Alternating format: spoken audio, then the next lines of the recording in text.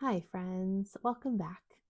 We're going to be using Victor Vasarely today as our inspiration, and we're going to be taking two-dimensional objects, that's like a square and a diamond, and we are going to be making them into three-dimensional objects like a cube. And we're also going to be finishing it off with some watercolor. So grab your materials and let's get creating. All right, my friends, what you're going to need for your project today is, I'm just going to be doing this in my sketchbook, but you can do it on another piece of paper if you would like. You're going to need to have those template pieces out. On the template printout, you have multiple pieces just in case, but all you're really going to need is one square and two diamonds are really all you're going to need. And you're going to be using these over and over and over again. Okay. You're welcome to use them all and arrange them and then trace, but ultimately you're only going to need these ones. Okay. So I encourage you guys to do them in pencil and then you can go over them in pen. I'm going to go ahead and use a pen just so that you're able to see it a little bit more clearly.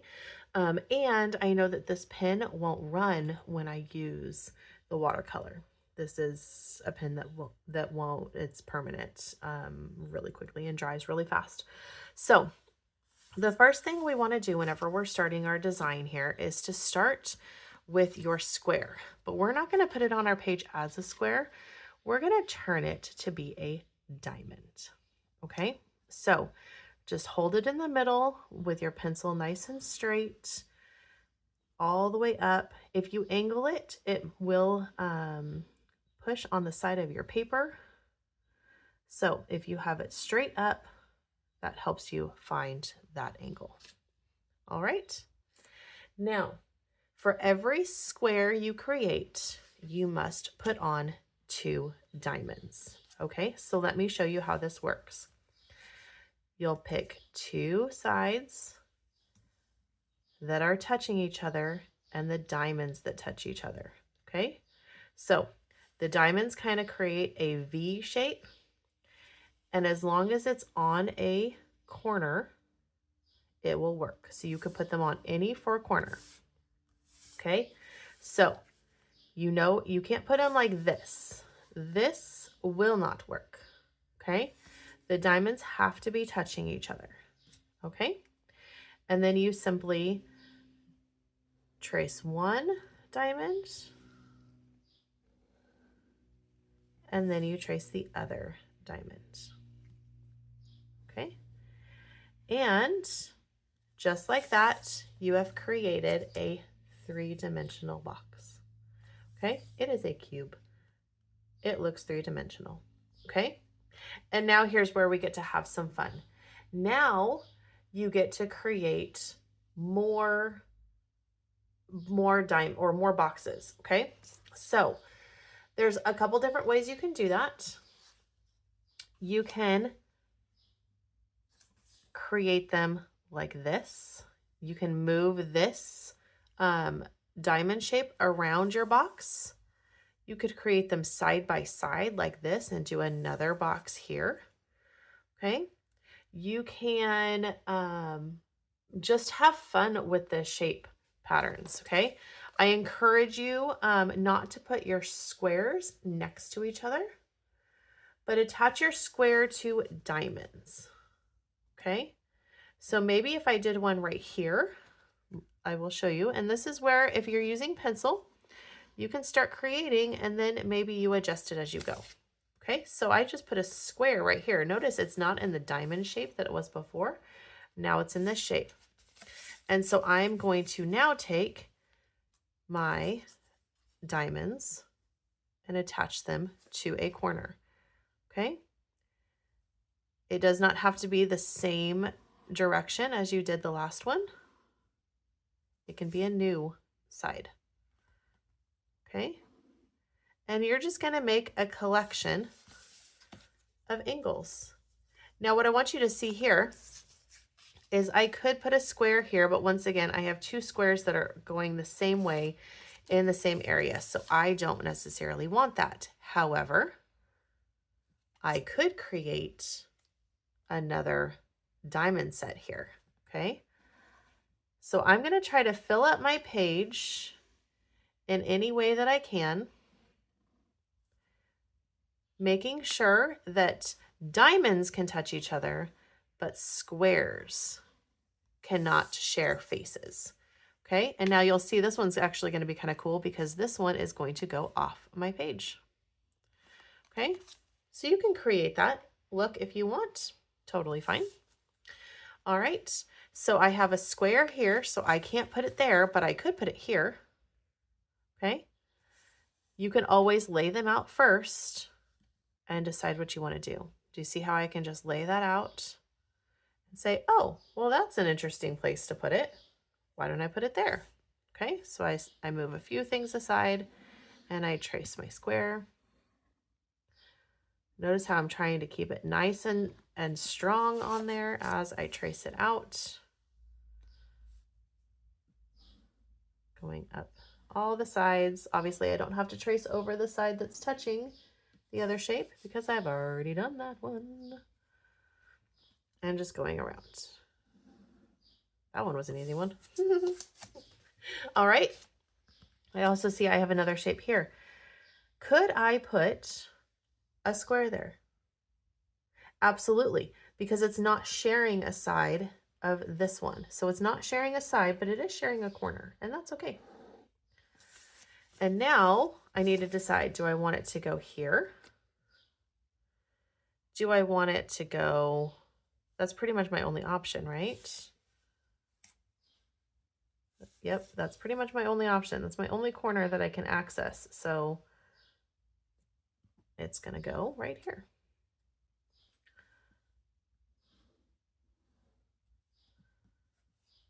Once again, there's lots of different patterns you can create. And also, if you have a bigger piece of paper, you can also create bigger designs. All right. Ooh, that's very interesting.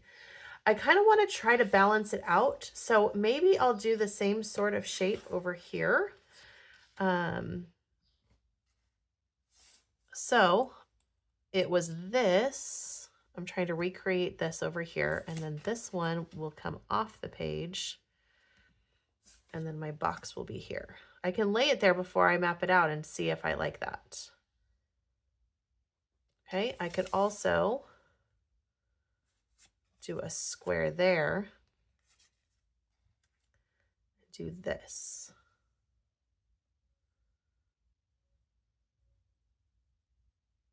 Trying to decide which one I like better.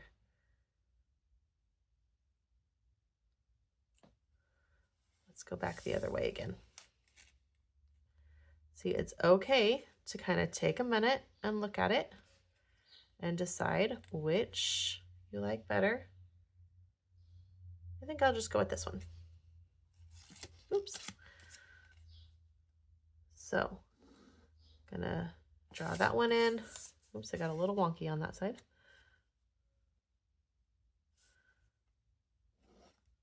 This one will come off the edge, but that's okay. Remember, it's all right. I do want to make sure I have this strong side though. Okay, and then let's go ahead and add, ooh, I wonder if I could do, I could do this. Nope, I don't like that. If I did this, it could be like this. I think I like that. So everybody's is probably going to be different based on where you draw your boxes, which makes this a really cool activity. But we were all starting with the diamond in the middle. Oops, I forgot a side. That's going to be pretty tricky. And then this should be easy because I can just do one line here like that. All right, I'm going to step back and I'm going to look. I feel like I could put something right here. So what if I were, I feel like this goes off the page like this one. So that would be a good balance choice in my composition. All right. But I need to now figure out where I want to go here. I could go here and here. Hold those on.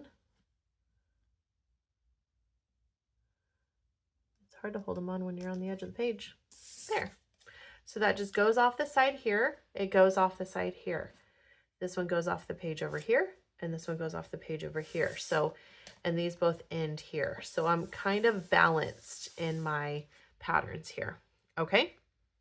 Now, as you start looking at it, you're going to be like, whoa, is this box with this, like, where are my boxes? They're going to change in different depths as we start creating this. So now we're going to grab our watercolor and we're going to use different values and analogous colors to help us. That's just warm and cool colors to help us identify our boxes and where they live on our page. All right, so grab your watercolors. All right, my friends, so we're going to take our watercolors and we're going to create some illusions of things that are further back, things that are closer to us based on the color choices that we make. I have this really cool watercolor brush that just has water in it. So you won't see me dipping into water too much. You'll be seeing me use this. So use what you have and let's go ahead and make those choices. So I want you guys to maybe pick the lighter the color, the more it's going to seem to come at you. Okay, so for example, if I were to choose yellow, so I'm just going to wake that yellow up, get some of that on my brush. And as I paint, I'm going to cut in, meaning I'm going to go right along the edge to make sure that it does not run too much.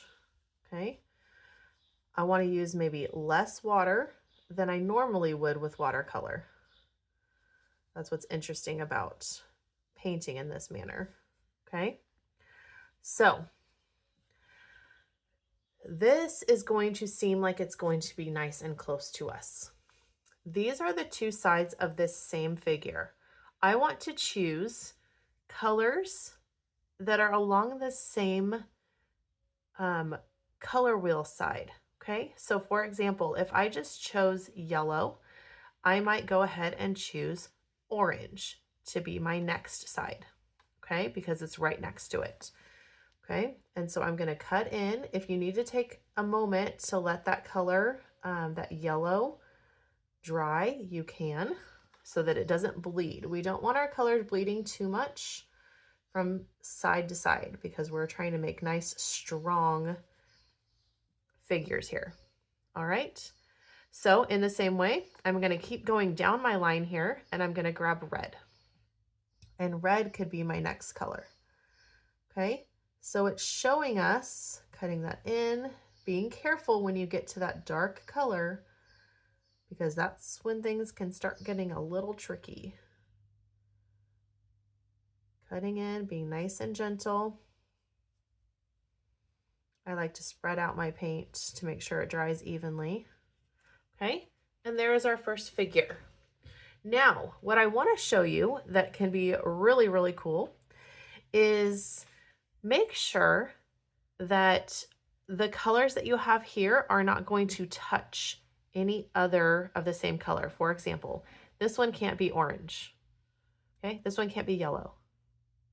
This one can be orange, this one could be yellow, but we don't want the same colors touching each other to create that illusion.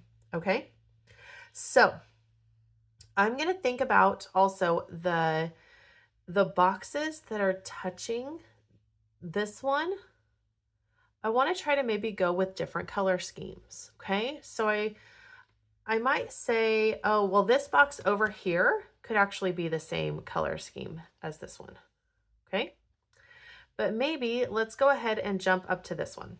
Okay, you can try to make your main box the lightest, and then what's attached to it can be darker. So why don't I go ahead and clean off my brush a little bit. I'll try to stay within the same color range just to help. when it comes time to changing colors. So I might go with like a purple on this one. I could even add some red into it to have a nice like red violet. Cutting that in. Got a little out of the lines there, that's okay. And now I can go into blue. Okay, if I add a little bit of that purple to it, I'm gonna have some like blue violet, right? So you don't have to go with just the base colors that you start out with on your palette. You can change it up. I also want to think about having colors that are complementary next to each other. So purple is actually complementary to yellow. Okay, so that's why this box could work really well. So why don't I add a tiny bit more purple in there? And this can be a pinky purple set here. Once again, those colors that are complementary complement each other. They make each other brighter. That's why we love giving compliments to people, because it just makes them shine brighter, right? You never thought about it. There you go. That's why we call them compliments. And now I'll go ahead and do a pure blue on this side. It is really fun to use watercolors so thick. We normally water them down and just kind of let the water take all the credit, but it's actually really fun to use the colors in like strong, pure forms. All right. So this one looks like it's kind of underneath, okay? It's kind of receding back, okay? You can use the same idea of complementary colors next to your colors as we go around. So complementary of orange is blue. So maybe I'll go ahead and I can use the straight blue again, okay? I might even like make it a little darker by adding a little bit of brown. Notice I didn't add black to it. I added brown. And you'll see how it took it from that like super bright blue to kind of just a softer blue. Okay, and that's a way that we can also play with our watercolors here. We don't have to use just the color that is straight out of the pan. You can mix them a little bit. Find something that's fun, okay? Maybe I take that color and I add a little green to it for my next area here. Maybe I'll go this way. Isn't that a really cool green? Was an unexpected, really, really emeraldy green. Okay, maybe I add a little bit more brown and make it even more green on the next side. That makes it almost like a foresty green. That's cool. Okay, watch this. Look at that. Ooh, I like that one. I might make it a little bit darker so that it helps it look like it's, once again, receding. Your center boxes could also be the receding ones. That's fine. Your center, by center boxes, I mean the squares instead of the diamonds. See how cool that is? All right. If I were to go over to this side, I now start, these are all cool colors. So I want to go back to warm colors over here, okay? We're going to have cool colors coming off of the center one because that's the opposite of this one. So I'm going to head back that way with maybe a, let's do like a red orange. So let me clean off my brush a little bit and hop over here with some red orange. Okay, because orange is complementary to blue and red is complementary to green. So let's just do red, orange. But once again, notice that I'm not putting the same colors next to each other, but I'm being mindful that they're still analogous and also that they are changing the tone. And let's go with some yellow orange here. Maybe I'll do yellow orange up here. And then I can go darker in that corner. I love when I start mixing the colors and they just get these like just very soft and warm tones. Like look at this compared to this. It's not quite this orange, but it's just a little bit more deep. I call it a deep color. All right. Now I'm going to go with a red. I might even add some brown in it to make it a little bit darker for this corner over here. Because I want it to be darker than that red orange. See, once again, it's a little bit deeper of a saturated color here. Just super cool. Oh, it's so fun. All right. So I need to now keep working this way, being mindful of my colors. I could maybe do like opposites. I can go with complementary, okay? I don't want to just jump over here and do green because that might leave me stuck over here. But I could do, I'm looking at it, I could do like a red violet. So let's go with that red, complementary, but also keeping it more cool. Get a little bit more in there. I might actually have to add a little bit of blue to get it in the right tone. And this one is actually going to be pretty dark. And so this box now is become my dark box that's going to push it back. And then I will bring it forward with lighter colors on the bottom. Okay, so I can bring it forward with a lighter blue purple.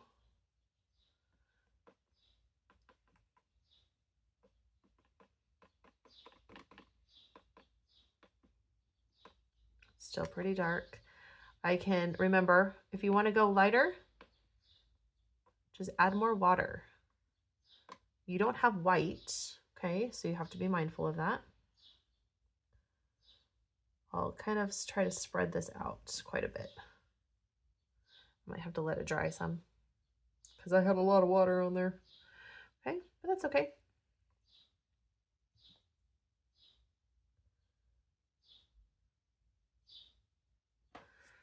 There, that's not too bad.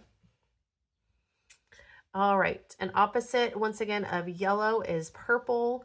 I don't want to do the same color scheme though, so I can go ahead and have a little bit of freedom doing something a little bit different. Let's go straight analogous, okay? So let's take this analogous box and go to another analogous sort of talk here. I'm gonna go ahead and rinse my brush out quite a bit because I don't want that color.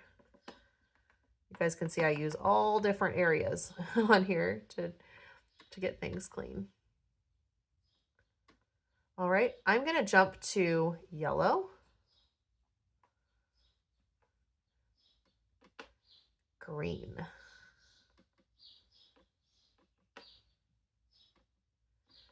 because that is right next to my yellow here. It's also gonna fool the eye. Like, wait, is that a part of the center? No, it's not. Got to figure out what's going on here. All right. Ooh, that's fun. I like that color. Let's then go with that straight from the pan. Really, really vibrant green.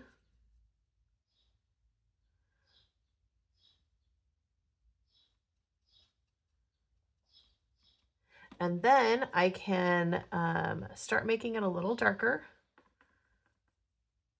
We add a little bit of blue to it, even add a little bit of that brown, kind of play with what I have here and making sure that it's saturated enough. I have a lot of water in there, so it might not be as saturated as I want it.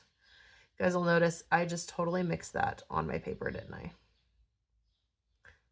That's just what you do sometimes. You mix it on the paper.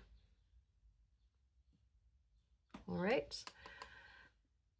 I did get a little crazy over here. Went over my line, but that's okay. Ooh, I think that's my favorite box so far. Okay, we can take that same sort of a feel over here and maybe, let's see. Let's take red. Let me rinse out this just a little bit. Take some red violet. I feel like I'm coming back to the red violet again. But let's try to make some red violet with the blue instead. Nope, that just makes a nice, lovely brown. The blue is, it actually has what we call more orange in it. And so that's why it's hard to get a purple from that version that you have over there. Wonder what this is gonna, that looks a lot like that one.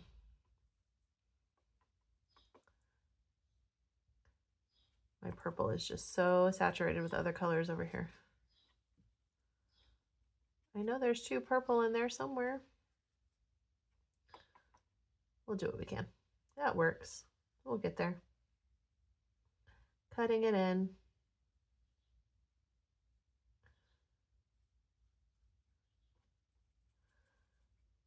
Just got to dig for it. All right. See, and now it's going to make your eye do funny things. So let's go with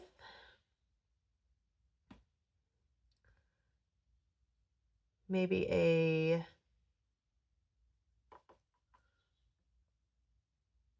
little bit more.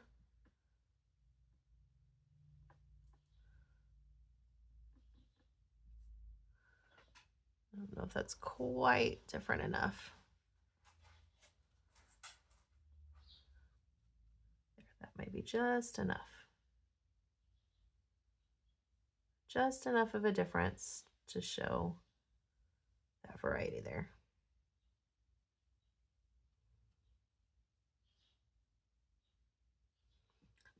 That's pretty good. And then let's do a little bit more of that blue with the brown. Let's throw a little purple in there too. Let's just make a whole variety here, but I want it to lean more, a little bit more towards blue.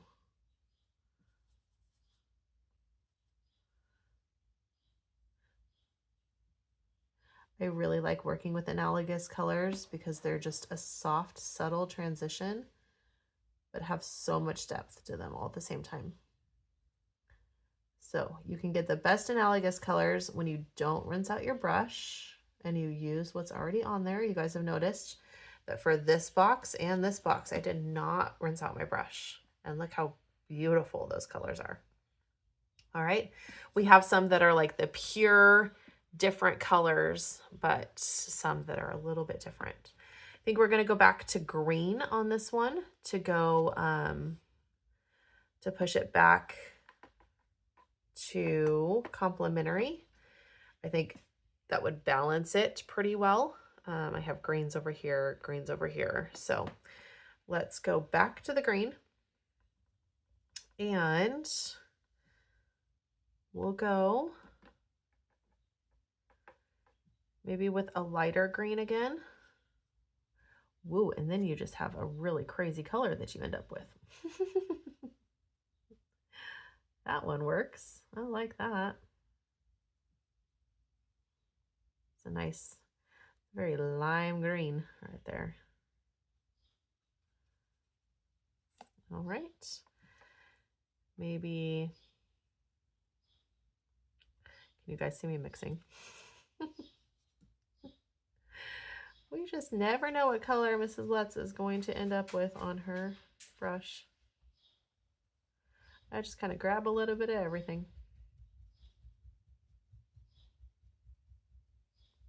But once again, it is analogous.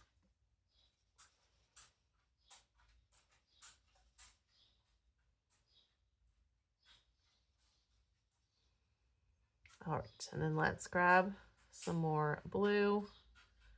I actually might grab some more of that brown too. I need it to get dark enough or blue enough. There, I think that'll work. Now, as you're coming to the end, you guys have a couple options to finish. You can let this dry and then cut it out and mount it on a colored piece of paper. You're also welcome to leave it white, or you can do a nice your own background. Okay, so I actually might do that. And here's how I'm going to do that. There is a color that is not touching all the way around. Can you guys identify what color that is? A pure color that is not touching all the way around. You guys find it? Can you find it? Can you find it? It's yellow. Yellow is my pure color that I started with in the middle, but it is not touching anywhere around the outside.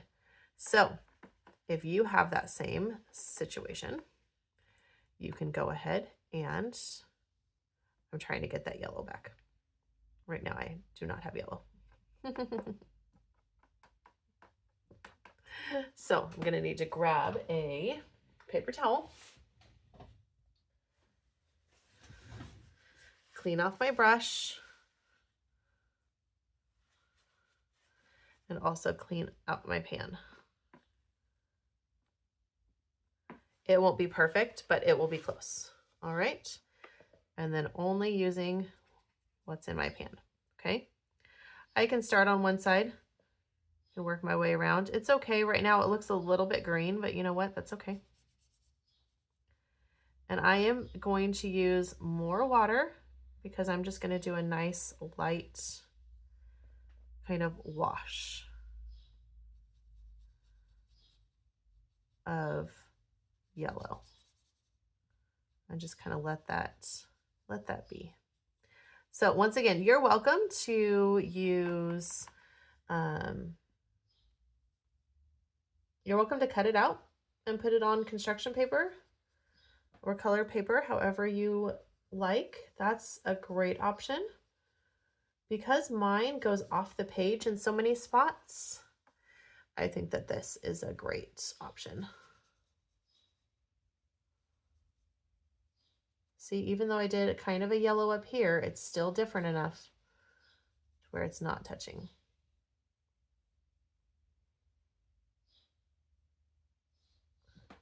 Just be careful with any runs. There. Wow, that just instantly transformed my entire piece.